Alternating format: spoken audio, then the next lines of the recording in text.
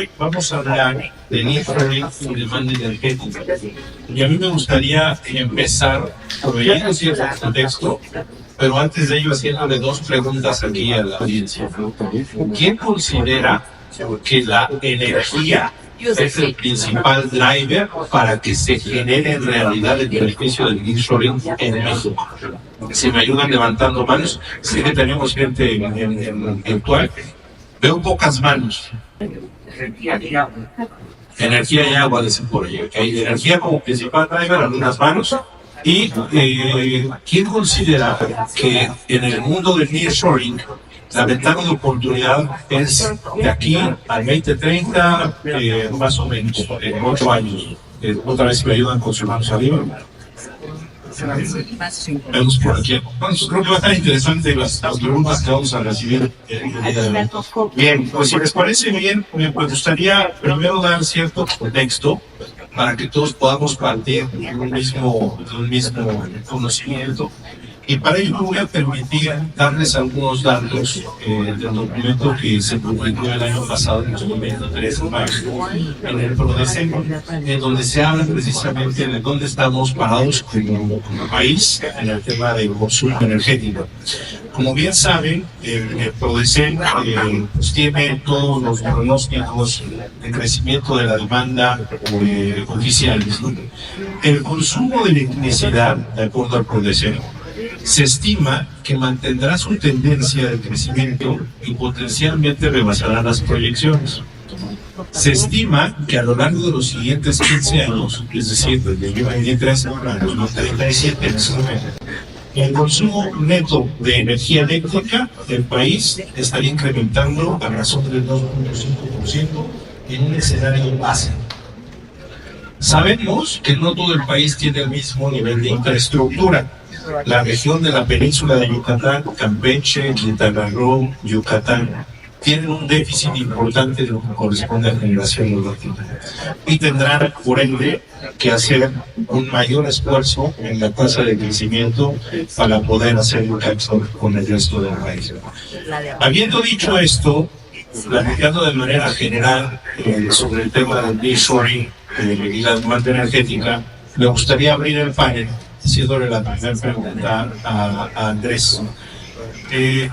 Creo nos gustaría escuchar, después de haber visto un poquito cómo está todo aquí en la universidad en cuanto a nearshoring y la energética, entender cuál es el impacto que se estima en la demanda energética a raíz del fenómeno de nearshoring en México que se va a dar. Gracias, Javier, y primero gracias a Leandro por la invitación y esta oportunidad de hablar de un tema tan importante que creo que tiene que ver con el nearshoring. Nosotros como AES tenemos participación en 14 países, pero creo que México, aparte de Brasil de pronto, es de los países de mayor apetito, tiene que ver con este efecto del nearshoring. Ahora, un poquito de números duros. Hoy vemos que el efecto que se estaría viendo de acuerdo al PIB, del Banco Internacional de Desarrollo, la inversión o beneficios que podría traer el nearshoring en toda la región, hablando de México, Centroamérica o Latinoamérica del planeta, es un potencial de 70 billones de dólares. Eso, si uno lo divide por regiones, más o menos el 40-45% está entre México y Brasil. 70 mil billones, exacto, 70 mil billones de dólares. Y más o menos el 40-45% está entre Brasil y México. O sea, estamos hablando de 35 mil billones de dólares entre los dos países. Y esto finalmente pues es una oportunidad gigante, ¿sí? Y en cadena trae impactos en temas de energía. ¿Qué impacto tenemos nosotros desde el punto de vista como AES, un generador y que estamos muy de cerca con los clientes? Tenemos 5 impactos principalmente. Uno, como estuvimos hablando al principio de la sesión, el tema de la cadena de suministro, definitivamente tiene que ver, o sea, después de ver una ubicación estratégica en zonas específicas del país, asociados a recursos, que México tiene una riqueza en recursos renovables, en relación a los factores de producción. En el norte del país tenemos generación solar, en el noreste eólicos, entonces vemos que hay oportunidades muy grandes y eso ayuda a que las cadenas sean más eficientes, las economías de escala también tengan un impacto. El impacto es este, por ese apetito de crecimiento. La segunda es que el efecto de Shell per se va a traer un efecto, un apetito de tecnologías más eficientes.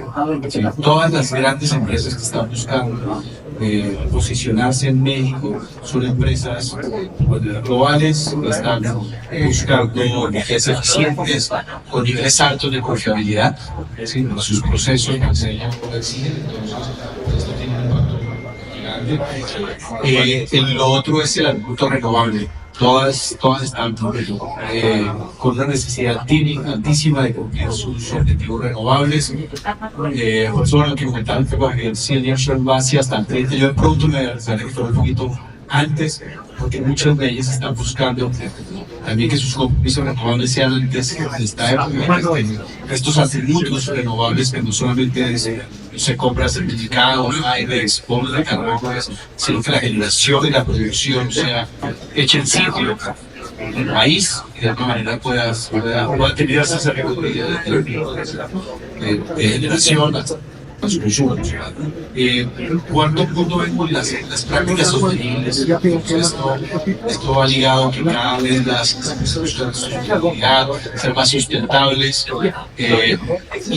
y esa ubicación en esos puntos estratégicos de nearshoring hace que venga desde el principio, sobre que va a haber. Y finalmente creemos que esto viene en colaboración con el desarrollo. Los impactos sociales, la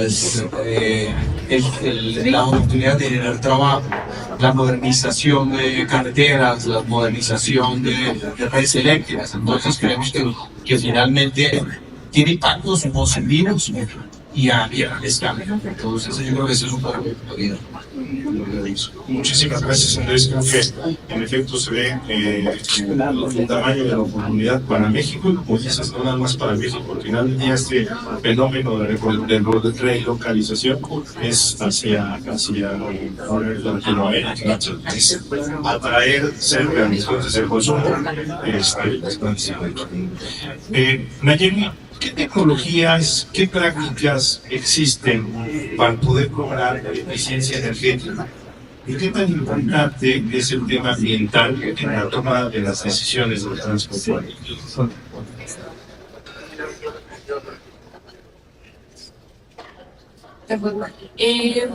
La verdad es que el tema ambiental y el tema sostenibilidad ha cobrado fuerza en estos últimos años, podría decir.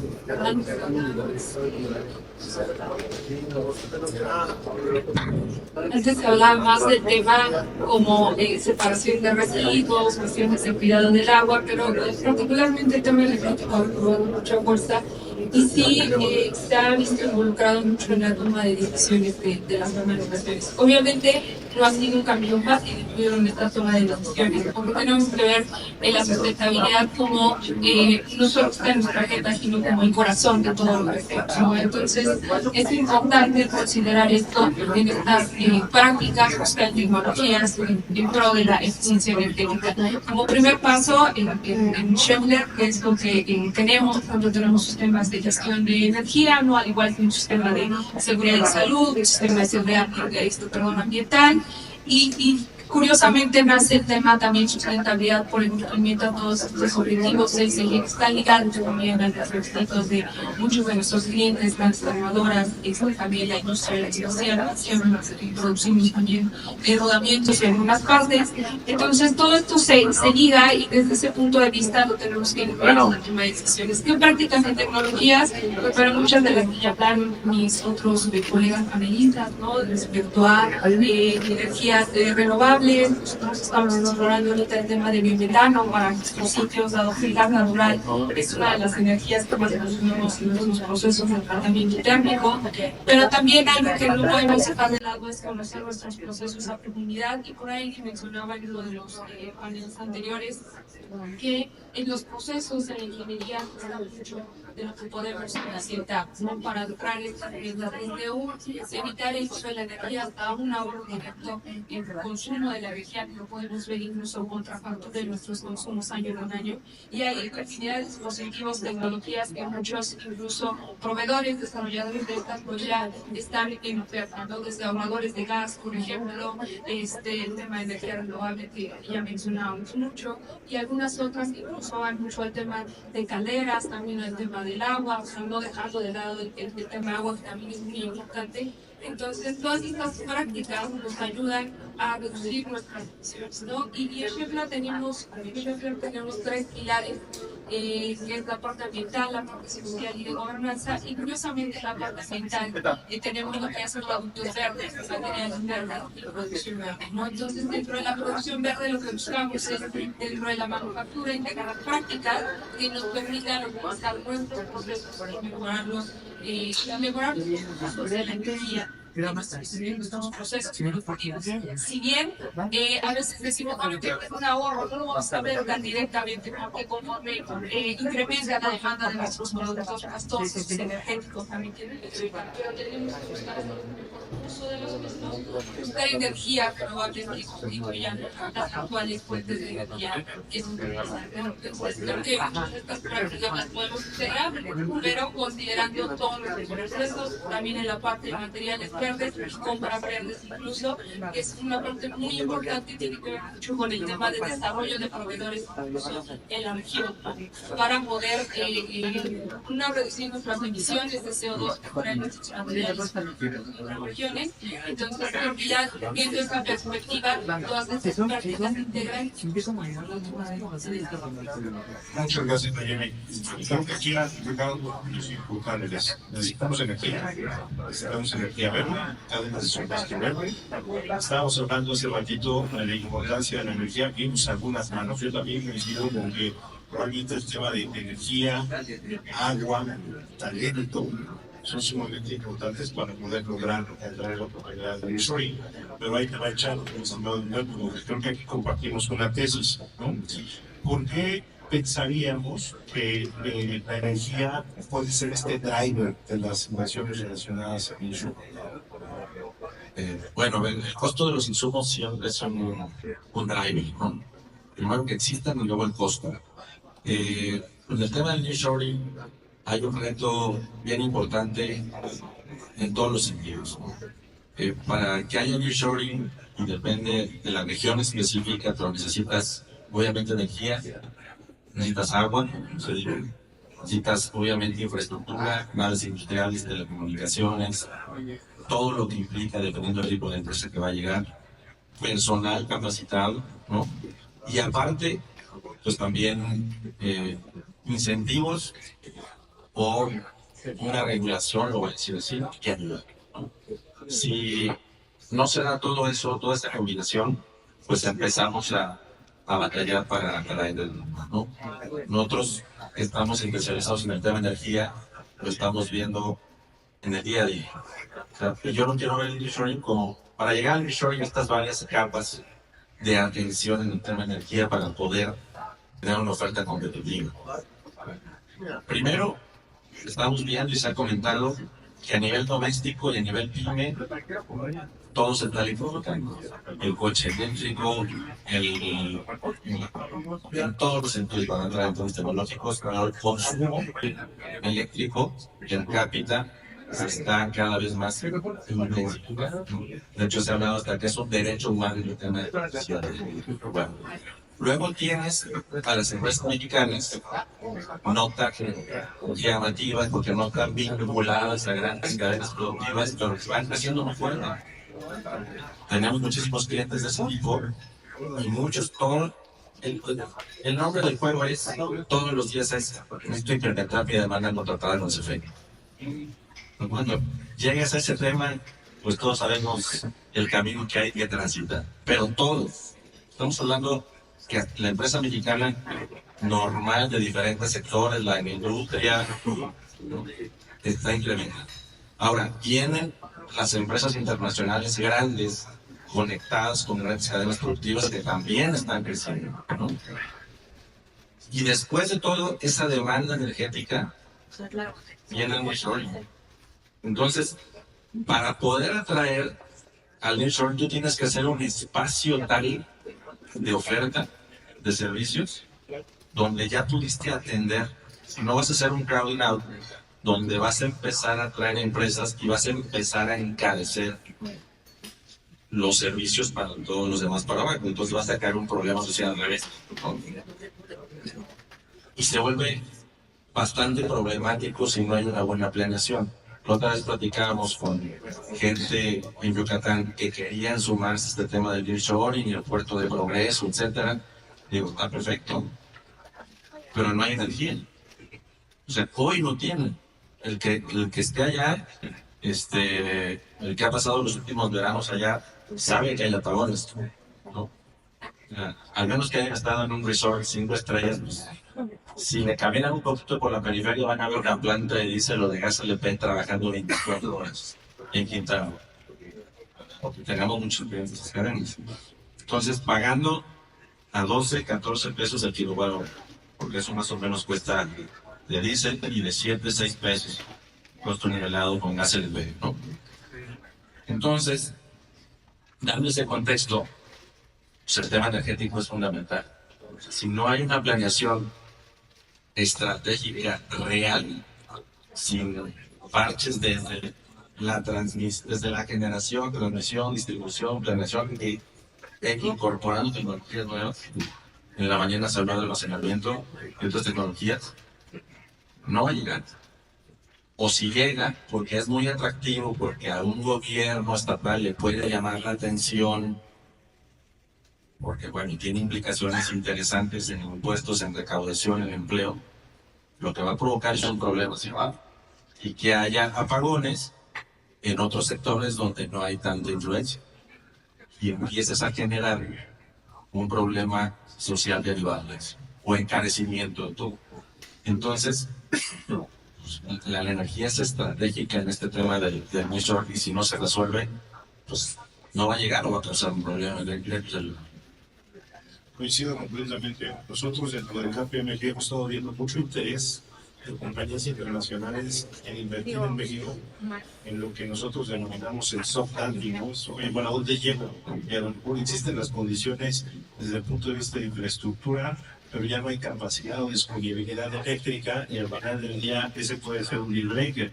Y el segundo tema es, quizás no hay, pero como bien dices, camina ese recorrido con el tema de la CFE. Y dos, las compañías, por sus propios objetivos de ESG, están buscando algún mix que incorpore energías verdes. Entonces, esto me lleva a la siguiente pregunta, Andrés, me gustaría dirigirte a ti. ¿Qué retos, adicional a lo que platicamos, existen para acceder a la energía y de manera puntual a las energías limpias? Yo creo que ya Humberto me quitó todas las respuestas, pero no mentiras, yo creo que igual como veíamos oportunidades y el nearshoring definitivamente está traería unos beneficios, hay unos retos importantes. Esos retos van un poquito en línea de lo que tú mencionabas, Humberto, que hay que ir pasando unos layers. Esos layers para que finalmente el nearshoring se capitalice de manera exitosa. Porque como dices, el tiempo ya está encima y si no lo hacemos aquí, vamos a hacerlo en Brasil o se van a ir a otro país. Y en esos layers lo que vemos hoy principalmente es el acceso a la energía. ¿Sí? ¿Cómo se llega a esos centros de consumo de manera importante con una energía confiable y un producto que sea dando cumplimiento a lo que necesitan los clientes, porque es diferente que yo le meta un generador y esto es energía, pero no lo que están pidiendo los clientes. Entonces, digamos que llegar a energía es muy importante bajo los estándares que los clientes. Tiene que ver con atributos renovables, perfiles adecuados a su consumo, con confiabilidad de suministro, con cumplimiento de regulatorios. Entonces, todo eso tiene que ver con lo que se le puede pedir a los clientes. Lo otro es una infraestructura energética, por decirlo así, confiable o seria en el largo plazo, ¿sí? Porque todos estos proyectos que vienen a ubicarse hoy en México vienen especialmente a ubicarse en el largo plazo Entonces, ¿qué pasa hoy bajo nuestro esquema de redes eléctricas? Pero ¿qué va a pasar en 5 años? ¿Qué va a pasar en 10 o en 20 años? Que por lo general el apetito de estas empresas. Y ahí es donde empiezan a ver las dificultades. Porque vemos empresas que dicen, bueno, yo estoy así, pero ¿qué va a pasar en 2, 5 años? Voy a tener todavía complejidad en la red, mis precios van a ser de alguna manera competitivos. Entonces, digamos que eso es muy importante ahorita. O es un reto muy importante para ver qué va a ir. Lo otro, en esa misma línea, costos competitivos en temas de energía. Sí, porque de todos modos, aunque por lo menos desde el punto de vista de edades creemos que el precio no es lo más importante, finalmente hace parte de la cadena y hay empresas que vemos que el moderado de su valor de producto puede ser un 40, 50, 60%. Entonces, definitivamente hay que llevar precios competitivos y eso tiene que ver también con el tipo de suministro que se entrega, el tipo de red que tiene y la confiabilidad que se entrega. Y finalmente, una regulación confiable, una regulación en la cual los bancos estén dispuestos a invertir, los contratos sean financiables, que no salgamos con sorpresas de alguna manera. Lo hemos visto nosotros en otros países también, donde básicamente este es el principal driver, porque yo después puedo con financiamiento eficiente, puedo buscar un proveedor adecuado, consigo un partner de energía interesante o el que estoy esperando, pero si la regulación a mí no me da certeza, o sea, no sabemos qué va a pasar.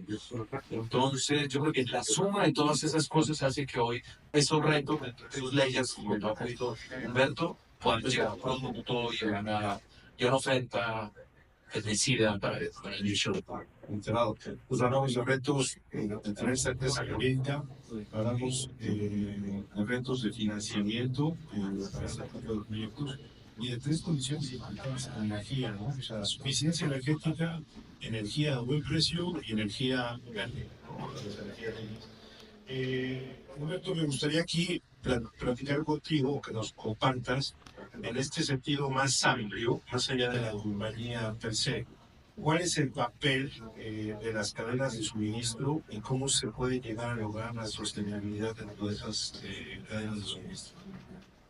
Ahí es un tema bien interesante porque las grandes marcas, a mencionar información pública, por ejemplo, BMW indicó claramente un plan de descarbonización por niveles de proveeduría, ¿no? El Tier 1, el Tier 2, ¿no? Y empezó a exigirlo. O sea, automáticamente todas las empresas de cualquier capital tuvieran interés, ¿no?, en bajar emisiones, lo tuvieron que hacer de manera inmediata, porque si no, pues no había contrato, perdían su principal cliente. Entonces, las cadenas de suministro son las marcas ancla, son las que están jalando la reducción de emisiones en este país, quiero decirlo de manera no clara. O sea, políticas de otros países gubernamentales o de todo tipo en materia ambiental han impactado a México positivamente. O sea, en los últimos años, las reducciones de emisiones a nivel industrial y de proveeduría han venido de ahí. No hay, tú vas con una empresa mexicana que no está vinculada a este tema, que no tiene clientes o proveedores, lo ven como un tema todavía de responsabilidad social y bueno, y el driver es económico. Hay quien lo hace porque es más barato y punto, pero no tiene la urgencia. En cambio, tú escuchas a las grandes marcas y todas, en diferentes sectores. Digo, me concentro mucho en el automotriz porque México está concentrado en ese sector, pero estamos hablando de alimentos, aeroespacial, el tema de insumos, aceros, exactamente. Entonces, es fundamental este asunto de las cadenas productivas y el impacto que están teniendo hoy Correcto, coincido contigo. Creo que hoy día no es un tema de política nacional, política pública en ese tema nacional, sino es los grandes requerimientos que tienen las compañías, las multinacionales, que se trasladan y que ven de los pasos que llevamos hoy día. Pero aquí, hacia Nayeli, la pregunta sería si existen requerimientos verdes para que se puedan equilibrar las cadenas. Sí, voy a retomar un poquito lo que decía Humberto. Efectivamente, todos estos requisitos para las cadenas de suministro surgen de principalmente estos requisitos de clientes, ¿no? De las grandes armadoras, mucho en el tema automotriz, quienes fueron los primeros en empezar a emitir a las empresas proveedoras este tipo de requisitos. Por ejemplo, 2024 para BMW, Volvo, incluso Volkswagen. Recuerdo que para 2024 ya pedían que los proveedores ya tuvieran energía renovable en sus sitios, ¿no? Entonces, desde ahí empezó todo el tema de descarbonización y fue por ello. Entonces, si hablamos a nivel país, incluso viendo algunos datos que mencionaba también de la Prudente y de otras plataformas, México sí impactó objetivos, por ejemplo, para reducir el tema del cambio climático en el Acuerdo de París, pero todavía esta política está bajo revisión, ¿no? O discusión. Entonces, si hablamos en temas de ya una regulación que también muchos mencionaban en cuanto al tema también política pública que está involucrada en esto, estamos un poco detenidos en este tema. Y esos requisitos de cadena de suministro definitivamente es más por nuestros clientes hablando como proveedores, ¿no? En este caso nosotros. ¿Qué requisitos hay? Por ejemplo, en la parte de lo que nosotros llamamos materiales verdes o compras verdes, el tema del acero, ¿no? O sea, ya empezar a explorar el famoso acero verde, de lo que ya por ahí escuchamos, ¿no? El tema de energías como hidrógeno, les mencionaba el biometano también. Y en el tema acero verde, particularmente en Latinoamérica, y compartiendo esto con colegas en Brasil, en las plantas que están situadas ahí, tenemos que no hay tecnología disponible suficiente para este tema del acero verde. Luego los costos de nuestros productos se incrementan un 30% y viene la discusión entonces si el cliente está dispuesto a pagar este tema, ¿no? Verde, hablando desde el punto de vista de los materiales. La sustitución de energías es importante y dentro de la producción verde que está inmersa también la cadena de suministro, pues viene todo esto que nuestros procesos de manufactura sean con menos emisiones de carbono, ¿no? Y esto ya hablamos de todas las energías que se utilizan y les decía mejorar el uso de nuestras energías, ¿no? Ya sea evitar el uso o incluso mejorar el consumo y buscar ahorros mismos. Entonces sí ya hay requisitos, principalmente por esto. Cada organización los aterriza de acuerdo a sus diferentes políticas ESG o incluso políticas ambientales, ¿no? Y los aterriza en este sentido para dar cumplimiento a esos requisitos de nuestros clientes. Desde su tiempo, desde AES, están viendo ese tipo también de requisitos verdes. Sí, mira, es muy interesante lo que menciona Nayeli, porque sí estamos viendo el requerimiento y escuchamos mucho el concepto de carbono neutro, ¿cierto? Que todo este tipo de productos, ya sean nos toca con los clientes aceleros, que definitivamente su producción per se del producto que hacen debe ser compensado con la generación limpia que tienen, digamos, desde su suministro de energía. Entonces, vemos que y es a su vez un requisito para la venta de sus productos en el exterior. Entonces, definitivamente, toda la cadena de valor cada vez toma más relevancia en el atributo renovable, en que sean más sostenibles, amigables con el ambiente. Porque pues, creo que ya es una realidad que pues no podemos seguir en la misma línea que veníamos hace muchos años y hoy ya es una responsabilidad social de cada empresa en cumplir este requisito. Sí, y se volvió un tema también de supervivencia. A ver, nosotros tenemos casos muy claros donde nos dicen, les llega requerimiento, a ver, necesito energía limpia para ayer. O sea, porque si no, no me van a renovar el plan. ¿Cuánto te tardas en hacer el proyecto? Los meses, cuando lo primero que haces en un proyecto solar, pues, está de la parte eléctrica, todo el proceso.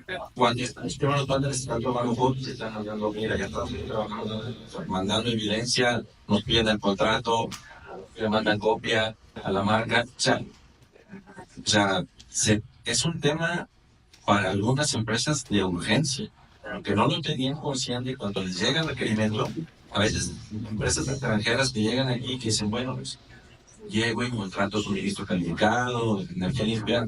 Pues aquí hay varios suministros calificados. ¿Cuál es la oferta de energía limpia que existe hoy? Ya no está nada hace unos años. Entonces, se vuelve un tema complicadísimo. O sea, respondiendo a tu pregunta, es un asunto de urgencia que implica la sostenibilidad de la propia empresa, o sea, que existan contratos importantes de la propia empresa.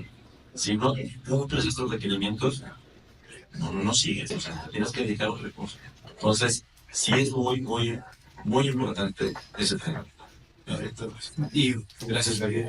Y digamos, si uno ve ese ejercicio que tú mencionas hoy, la pendiente de los requisitos de las renovables o el apetito de que las empresas es más alta que la pendiente de desarrollo de renovables. Entonces, definitivamente siempre hay un gap. Y si no se monta eso en 5 años, estaremos en un temicio porque no va a haber el apetito de cumplir esos objetivos. Entonces, tú dices, hoy llega uno, hay RFPs por todos lados, los procesos, digamos, de compra de energía y así uno quisiera buscar oportunidades. Es muy poco el portafolio existente. Yo creo que aquí, lo comentaba en el panel anterior también, ¿no? Es un tema en donde tiene que trabajar el sector público en la mano del sector privado, porque no va a haber capacidad financiera ni operativa solamente porque estamos en el sector público, necesitamos tomar esto. A nivel país, tenemos ciertos compromisos que debemos de cumplir en materia de sustentabilidad. Tú los conoces muy bien. México tenía una meta para el 2024, meta que no va a alcanzar. Y entonces vamos a tener que estar dividiendo el poder cumplir con esta parte. ¿Qué es lo que tendríamos que hacer a nivel país, a nivel de empresas, para aportar cumplir estos compromisos con los países de Estados Unidos y que al final del día impactan la calidad de vida de nuestros hijos y futuros generaciones? No sé si querías. Bueno, yo creo que el punto de partida es la educación, sin duda alguna, ¿no? O sea, lo vemos en las empresas o quienes estamos en nuestras plantas productivas y a veces cuando hablamos del tema de sustentabilidad, del tema de eficiencia energética, eficiencia en el uso de los recursos como el agua y otros recursos también, del tema de la gestión, incluso de los residuos, muchas veces está limitado a solo separación, solamente que cerrar las llaves del agua que no estoy utilizando o hacer un mejor uso de la misma. En el caso de la energía puede ser algo similar, pero muchas veces las personas, hablando a todos niveles, incluso a nivel directivo, a veces se ve esto más como una cuestión, hablaban de greenwashing, de imagen, de un gasto más allá de una inversión. Entonces se complica o se va complicando un poquito el tema, ¿no? Entonces creo que a partir, y lo he visto y lo he vivido, es que a partir de la educación, de dar información acerca de qué es esto, lo que les decía, esto ya no es una moda como se pensaba en años anteriores, ¿no? Que tenemos que ser sustentables, o cuando empezó el tema de los compotes, ¿no? Y diferentes discusiones al respecto, decíamos, esto es una moda y ahí queda, ¿no? Pero ahora ya vemos que es una moda y es algo que se tiene que discutir en todos nuestros procesos. Yo les hablaba que hay el suministro, dentro de la cadena las compras, los materiales, los procesos productivos. Entonces, yo sí creo que tenemos que informar más acerca de esto, ¿no? Y a nivel país, porque la política pública considera mucho que este tema se aborde en ese sentido, ¿no? Que se le dé mayor importancia, que se exploren mejores alternativas. Muchas veces como empresa crea mucha incertidumbre el tema electoral o el tema político, ¿no? Porque tú ya planeas, o sea, tú tienes requisitos de tu cliente que te dice, ya necesito esto para 2024, 2025, tú ves cómo le haces con la inversión, consigues la inversión y resulta que se empieza a reformar ciertas leyes, entonces como empresa ya te genera una incertidumbre y dices, híjole, me tengo que esperar un poquito porque seguramente no me van a dar el permiso o el camino para obtenerlo es demasiado largo, y entonces es ahí cuando se complica esta implementación. Entonces definitivamente lo que mencionabas tiene que ser algo entre el gobierno y la industria privada definitivamente, y también como gobierno creo que no solo y no estoy diciendo que no lo regulen, pero creo que hay mucha presión sobre la industria automotriz, ¿no? O las grandes industrias. Pero, ¿qué pasa con esta política en materia ambiental? De un autolavado, de un taller mecánico, de todo eso, ¿no? O sea, porque somos los que más invertimos al tema y muchas veces ahí nos conflictuamos porque estamos haciendo, pero no solo en el caso de Sheinbaum con sus políticas, estos procedimientos van a cambiar toda la comunidad donde está, ¿no? Entonces es un trabajo conjunto, comunidad, gobierno, industria privada, para lograr esto. Y bueno, también comentario, ahorita estamos hablando mucho del tema de energía, pero al menos yo les puedo decir, y no sé muchos de los que estén aquí que vienen de empresas también proveedoras, trabajadoras incluso, a nosotros ya nos están empezando a auditar incluso en temas de ESG. O sea, ya vienen auditorías donde si no cumplimos cierto score, ¿no? En el caso individual, por ejemplo, Tesla, no cumplimos cierto score, no nos dan los contratos para nuevos proyectos. Y dentro de ese score que hay que cumplir viene la parte uso eficiente de la energía, uso eficiente del agua, la parte de seguridad y salud que integra la parte también sostenibilidad por la parte social, la parte del marco regulatorio. Entonces, yo al menos en mi experiencia y en los años que debo dedicándome a esto, es la primera auditoría que vamos a recibir en temas ESG, ¿no? Pero ya integrando todo esto y que ya es un requisito mandatorio. Si no cumplimos con esos requisitos o con ese score, el proyecto no se firma. Gracias. Yo comparto totalmente el punto tuyo de la educación, pero también, digamos, completo un poquito con tecnología.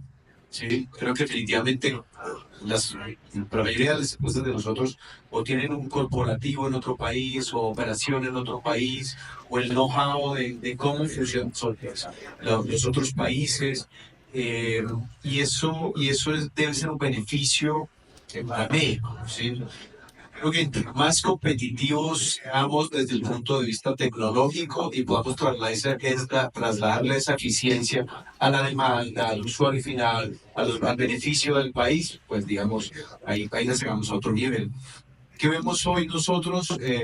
Los precios de los paneles siguen bajando, el almacenamiento, que lo tocamos hace un rato, también está más competitivo. Somos más eficientes hoy en todo lo que tiene que ver con lectura de datos, podemos hacer hoy con todo lo que tiene que ver con inteligencia artificial. Esto es un horizonte nuevo que vamos a hacer hoy con la información de energía. Yo tengo, digamos, a veces hacemos nosotros consultorías con algunos clientes en donde somos muy grandes, pero ellos todavía conocen sus consumos punta fuera de punta y listo, ¿sí?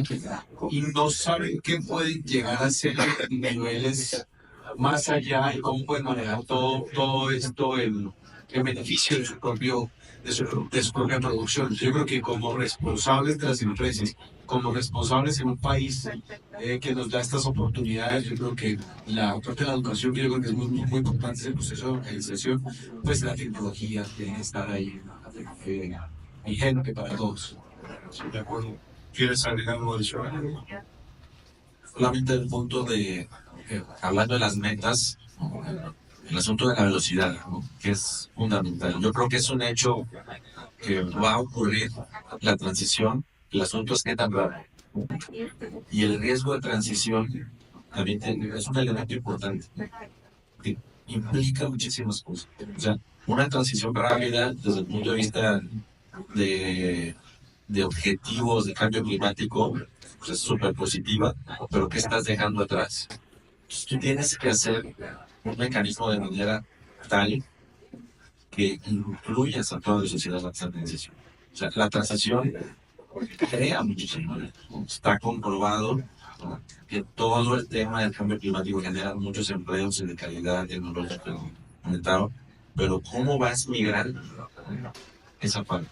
Es importantísima la velocidad a la que le pones, la velocidad que le pones a esta transición y cómo la regulas, y que los objetivos sean creíbles, ¿no? A ver, hace varios años, cuando el impuesto al carbón iba en serio, a mí me tocó estar, voy a decir en sus palabras, con grupos empresariales importantes de grandes marcas, pegando el grito al cielo, porque era un impuesto real fuerte, cuando se estaba enseñando esta ley que venía vinculada al impuesto al carbón, y no pasó de los foros. porque no había la educación, porque no había la tecnología, porque no había un camino claro. Ahora se alcanzó una cierta velocidad, ¿no? Por ciertos factores externos y porque la tecnología ha bajado y porque hay más conciencia y más educación y estás tomando la velocidad cada vez más rápida que te puede llegar a un punto óptimo.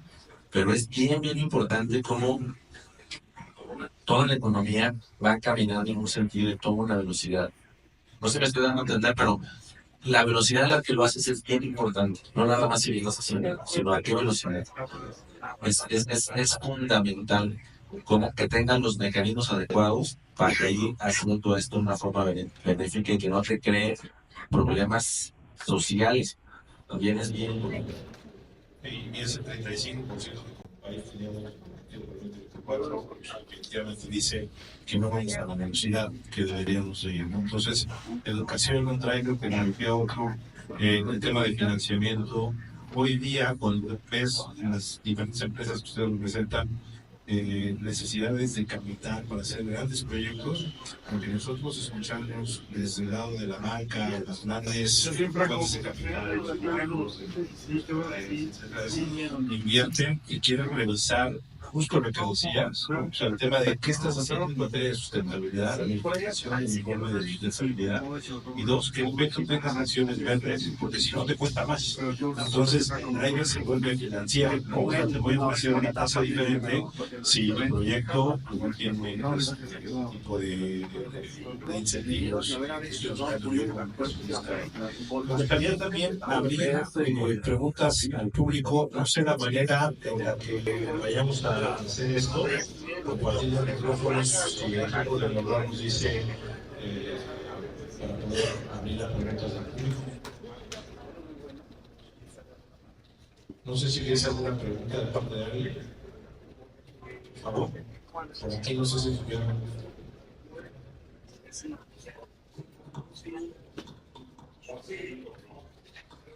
Por el tema de la gente que está en la... Gracias. Una pregunta. Se habla de nearshoring, está de moda. Tiene muchas posibilidades. La industria energética, nosotros, influencias como corredores, el tema energético. Vemos una intersección muy importante que es esta transición energética que estamos viviendo, la garantía de energía y la competitividad a nivel global, ¿no? También la tenemos encima, la base es un tema de cercanía, fronteras. ¿Cómo ven que vamos en México hacia esa calidad? ¿Cuánto tiempo? La realidad, tratabas, ¿cuántos años llevamos nosotros para el nearshoring? 6 a 2030, ¿no? Es un lapso muy corto, ¿no? Para siempre encontrar en otros sectores cómo vamos en y que no todos se llegas. Para que piensen la respuesta, el tema de los otros años que mencionamos hace rato es, porque creo que esa es la ventana para que México pueda beneficiarse de atraer los capitales. Evidentemente los capitales que están diciendo aquí son capitales que quieren llegar al país para vivir de 30 y 50 años, pero si no les das tú las condiciones, alguien más lo va a hacer, y vamos a hablar de esto. Entonces no sé si tienen... Adelante. Como país, lo veo bien. Estamos rompiendo récords de inversión extranjera directa, ¿no? Así que, a pesar de todo, gracias a todo, la inversión. La principal fuente de divisas, por mucho, es el sector automotriz, ¿no? Ya, esa política industrial que ya tiene un rato funcionado muy bien y ha superado el petróleo con mucho, el turismo, las remesas y todas las fuentes de divisas que tiene nuestro país. Entonces, pues, también buscando ser optimistas, yo veo al país bien posicionado, pero hay que ponerse a trabajar. La pregunta es, más que un tema binario de si va a llegar o no el nearshoring aquí, es cuánto va a llegar y qué calidad de empresa va a llegar.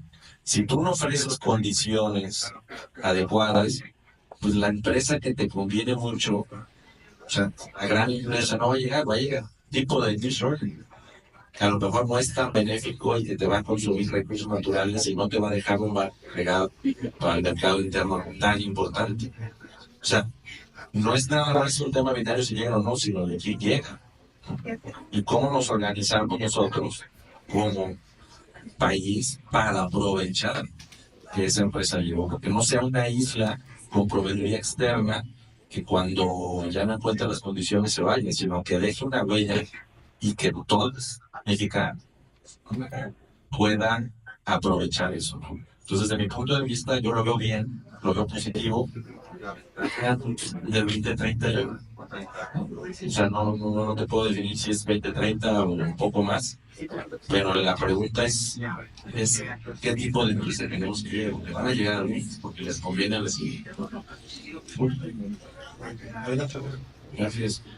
Mira, yo creo que esto es como la fábula del pastorcito mentiroso, de que viene el lobo y no te está... Pero ya llegó el lobo, exacto, ya estamos con el lobo acá.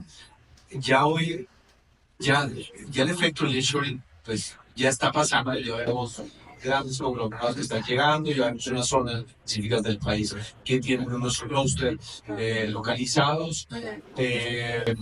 Nosotros estamos muy de cerca con el estado de Nuevo León y es una realidad que allá pues, el apetito y el crecimiento de mata viene y los requerimientos ya están siendo reales. Yo creo que estamos preparados, pero no en todas las aristas. Tenemos hoy unas fuerzas que están dispuestas a presentar o a trabajar en el desarrollo de proyectos. Tú me cuentas un poco, oye, quiero ser competitivo, pero quiero ser renovable, pero quiero tener confiabilidad en el sistema. Entonces, eso se puede obtener, pero creo que no estamos listos en todas las aristas. Sí, tenemos de pronto empresarios fuertes para presentar, para trabajar. Desarrollos serios, pero tenemos que trabajar un poco más en la oportunidad de traer tecnologías que traigan precios competitivos, pero nos falta de pronto la confianza regulatoria para uno poder hacer ofertas que se cumplan en el tiempo y que todavía no tengamos una incertidumbre de cuánto pueda suceder. Yo creo que nos falta arreglar algunas cosas, pero yo sí digo, no podemos esperar hasta el 30, porque en el 30 ya lo vamos comió. Entonces, no sé. Adelante, hay una pregunta, un par de preguntas por allá, si nos pudieran hacer el favor de pasar el micrófono.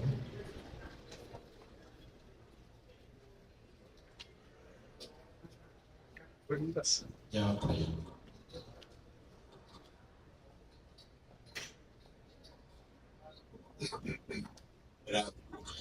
Buenos días. Una consulta por la idea de dimensionar el tamaño del desafío, teniendo en cuenta el nearshoring, todo lo que comentan, las inversiones anunciadas y la capacidad instalada de la matriz eléctrica acá en México.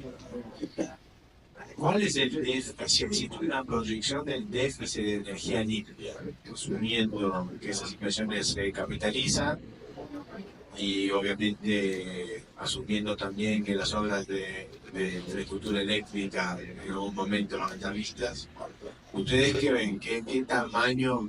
Entonces México se comprometió en la COP28 a triplicar su capacidad renovable, pero filtrándolo por el nearshoring, ¿cuál es el tamaño del desafío en capacidad instalada de energía limpia? Adelante, sí, por favor. Voy a intentar dar unos números, pero como dice, no vinculantes. Hoy México, claro, México tiene una matriz energética alrededor de 80 gigas, 80.000 megavatios instalados. De esos 80.000 pueden ser hoy, claro, sin mantenimiento, sin todo el tema, pueden estar cerca de los 55, 60.000 megavatios eficientes. Y la demanda pico en algunos puntos puede estar cerca de ese número, 50, 52.000 megavatios. Eso es sin nearshoring, exacto, hoy en día, y sin atributos o solicitud de compromisos renovables más altos. ¿Qué puede estar esperando uno hoy en algunos puntos del país? Requisitos, no sé, de 10.000 megavatios adicionales. Entonces, si uno hace una matemática, eso uno puede pensar hoy que necesitaríamos un 10-15% adicional de capacidad instalada. Si es en renovables, porque el requisito de renovables pues, tendría que ser renovables, yo sí creo que va a tener que ser un mix y no solo un 15%, tendríamos que irnos a un 20 o un 25%, porque de alguna manera sí puede haber desbalance si lo solo con renovables o solo con convencionales. Entonces, yo creo que podemos estar hablando de 15.000, 20.000 megavatios de alguna manera en el horizonte completo. Sí, entonces, es una gran oportunidad, pero es un gran reto para el país. Si les parece bien, tomamos una última pregunta que es la que estaba aquí y cerramos con el panel con comentarios finales para mantener la gente a tiempo. Si no se puede.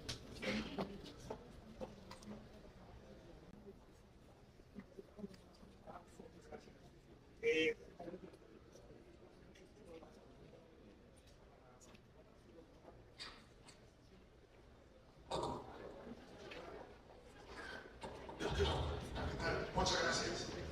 ¿Cómo ven los atributos de energía como R para cumplir con estas necesidades de los proveedores con sus clientes finales? ¿Creen que crezca el mercado ahorita con este nearshoring? No escuché bien qué dijiste. ¿Cómo piensan que este nearshoring va a cambiar el mercado de atributos de energía renovable, tales como el mercado de IREC? ¿Va a crecer? ¿Tiene algún estimado?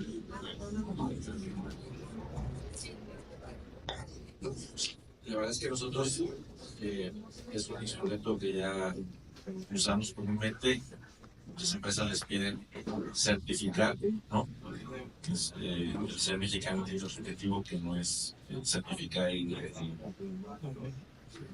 la generación limpia, ¿no?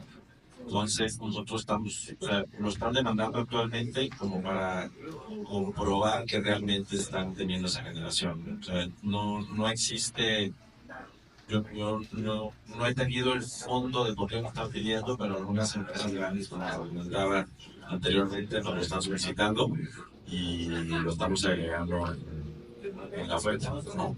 Pero sí se está moviendo y está siendo importante el año.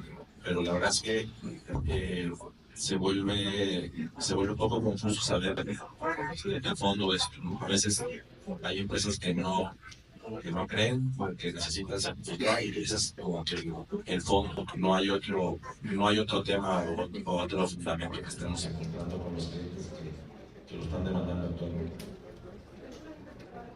Ahora, en mi experiencia, sí, obviamente nosotros como proveedor también recibimos desde el mundo, ¿no? De certificar que tu energía, ya que tus contratos PPA, por llamarlo así, y necesito que me compruebes que realmente viene de una energía renovable.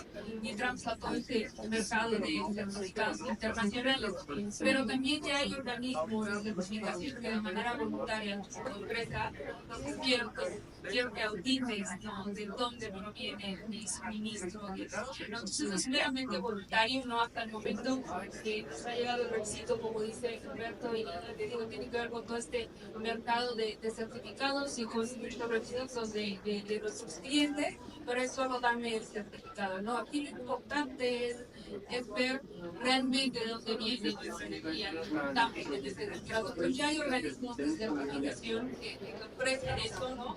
Certificar o validar que cada megawatt hora donde realmente a la energía fotovoltaica que se hablando de la o eólica o de la fuente que sea. Entonces, este es un ejercicio voluntario y cuando lo vemos voluntario como empresa, creo que ayuda mucho también, porque tú mismo estás diciendo, evalúa que mi suministro de energía viene de la fuente renovable. Entonces, ya lo saben y creo que como empresa es importante verlo también como un ejercicio voluntario, como hay un certificado de cero residuos al vertedero, que también es un certificado voluntario, donde tú demuestras, ¿no? Y levantas la mano para decir, quiero que corrobores que mis residuos, ¿no?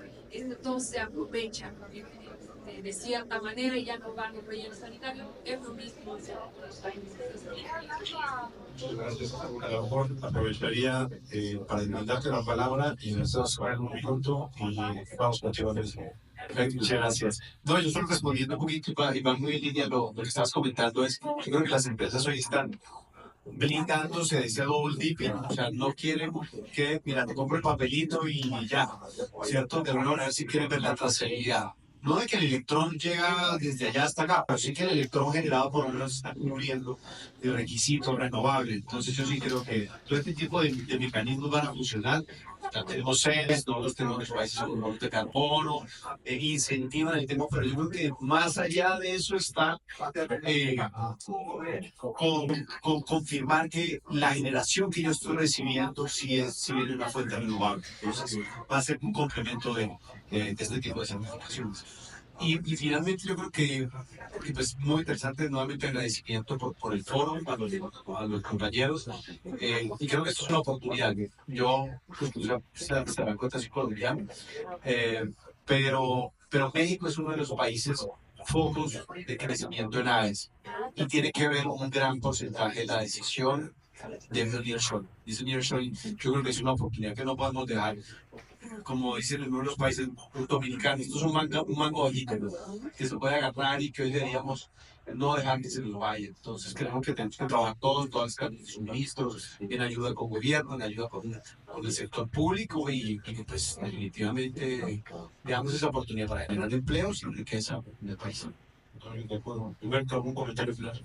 No, pues me uno a lo que comentando aquí el compañero, la verdad es que hay que aprovechar la oportunidad y es un mensaje para las empresas mexicanas que de repente uno escucha a los empresarios que están un poquito cabizbajos y hablando de temas muy complicados sobre el futuro del país. Esta es una oportunidad en la que hay que integrarse. El reto es que pues, hay que hacer el trabajo y ser innovador para poderte sumar a ese tema. Y hablo en específico también de la industria de energía solar, que después de que vivió un auge inicial, muchas empresas empezaron ahí a desesperarse y a tener pensamientos negativos sobre el mercado. Y lo que yo les quiero decir es que pues hay que modernizarse. O sea, si tú llegas a una empresa de estas que está aplicando y tú llegas a ofrecer paneles solares que dices tu commodity, tienes que sumar a tu oferta y todo lo que hemos estado platicando toda la mañana, ¿no? O sea, ha habido compradores, ha habido vendedores, ha habido ofertas de tecnología y hay que sumarse a eso y hay que darle vuelta. Entonces, hay que saber aprovechar como país todo esto que estamos beneficiándonos como mercado y como cercano de Estados Unidos. Gracias. Bueno, cuando estoy en un inicio, todos compartimos algo que debería ser el corazón de nuestras conversaciones, de la toma de decisiones en las diferentes organizaciones. Les decía, ya no es una moda, es algo que se quedó, dejemos ese pensamiento, sí sabes, nos cuesta trabajo. Muchos de nosotros en este camino nos hemos encontrado al ¿qué hacemos, no? O no hay recurso, o a veces apagamos la planta, apagamos las máquinas. Y son comentarios reales porque a veces no se entiende el tema cómo lo vamos a abordar. Y a pesar de todo el tema que se esté viviendo en el país, a pesar de a veces un poco la falta de regulación en diferentes aspectos, en temas energéticos, ambientales incluso, tomar, como decían sus compañeros, lo que tenemos, ¿no? Aprovecharlo y hacerlo en nuestras diferentes organizaciones a las que pertenecemos y nos representamos. Y creo que es más una invitación en ese sentido a que lo empecemos a ver de esta manera, que es algo con lo que vamos a vivir ya siempre, ¿no? Y no solo nosotros, sino que las futuras generaciones, y es una cooperación entre el gobierno, la industria privada y también las comunidades, las poblaciones donde estamos también situados y de cierta manera impactamos a diferentes niveles, ¿no? Entonces, eso sería todo por mi parte y gracias. Muchas gracias a todos los panelistas, gracias a ustedes también.